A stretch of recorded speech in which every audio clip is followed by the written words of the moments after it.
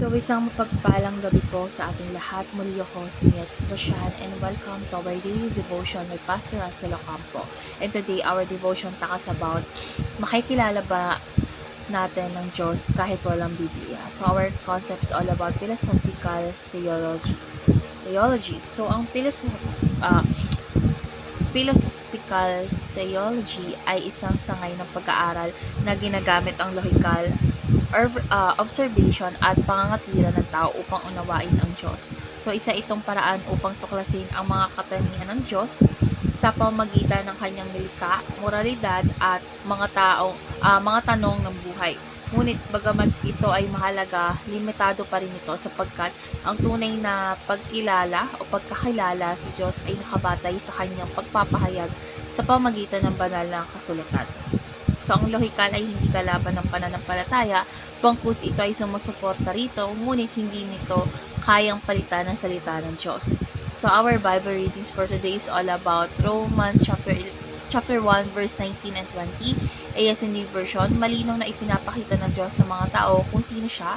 Ipinapahayag niya ito sa kanila simula pa lang ng paglalang sa mundo, ang mga katangian ng Diyos na hindi nakikita ang kanyang walang hanggang kapangyarihan at pagka-Diyos ay naipapakita na sa mga bagay na ginawa niya kahit wala silang maidadahilan. So ngayon nadako na tayo sa ating teaching. So yung first teaching is all creation bears God's fingerprint. So makikita natin ang karunungan at kapangyarihan ng Diyos sa bawat bahagi ng kanyang nilikha mula sa bituin hanggang sa dahon. Ang disenyo ng kalikasan ay patunay na may matalinong may likha. Second is creation gives us a glimpse of who God is. So, sa kagandahan ng mundo, makikita natin ang kabutihan, kaayusan, at pagiging malikhain ng Diyos. Bagamat hindi ito lubos, ito ay isang paanyaya na hanapin natin siya. And lastly is we can truly know God only through the Bible. So, bagamat makikilala natin ang Diyos sa nilikha, ang kanyang kalooban, pag-ibig at plano ay ganap na ipinahayag sa Biblia. So, ang salita ng Diyos ang nagbibigay ng malinaw at personal na pahayag tungkol sa Kanya. So, ngayon nadako na tayo sa ating application. So, first application is cultivate a habit of thanking God for His creation. So, araw-araw dapat tayo magkaroon ng pusong mapagpasalamat sa mga simpleng bagay tulad ng liwanag ng araw o hangin. So, ang pasasalamat ay nagpapalalim ng ating ugnayan sa Diyos. Second is stay mindful of God and live a life of worship. So, sa bawat gawain ginagawa natin is dapat natin isaalang-alang ang presensya ng Diyos. So, ang pamumuhay ng may kamalayan sa Diyos ay isang uri ng patuloy na pagsamba. And last is read the Bible with the intent to know God. So, ang pagbabasa ng Biblia ay hindi lamang para sa informasyon, kundi para sa relasyon. Dito natin lubos na makikilala kung sino ang Diyos at ang kanyang layunin sa ating buhay. So, ngayon nadako na po tayo sa ating last part sa our discussion. And our discussion talks about why is it important to stay mindful of God daily through His creation.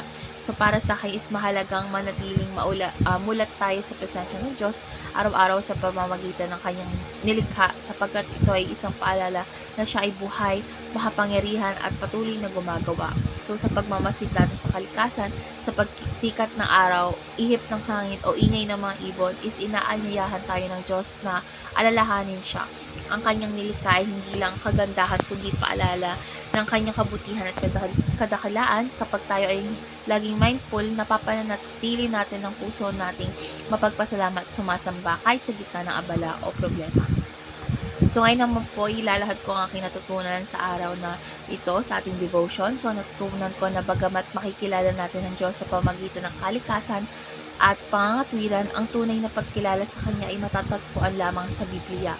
So, ipinapaalala nito sa akin na huwag baliwalain ang Kanyang salita at gamitin ang bawat pagkakataon upang magdilay sa kagandahan ng kanyang nilikha. So, sa bawat araw na dumarating, pipiliin ko magpasalamat, pagbasa ng salita ng Diyos at mamuhay na may kamalayan sa kanyang presensya. Gawin kong layunin ng mas lalong makilala siya, hindi lamang sa isip kundi sa puso.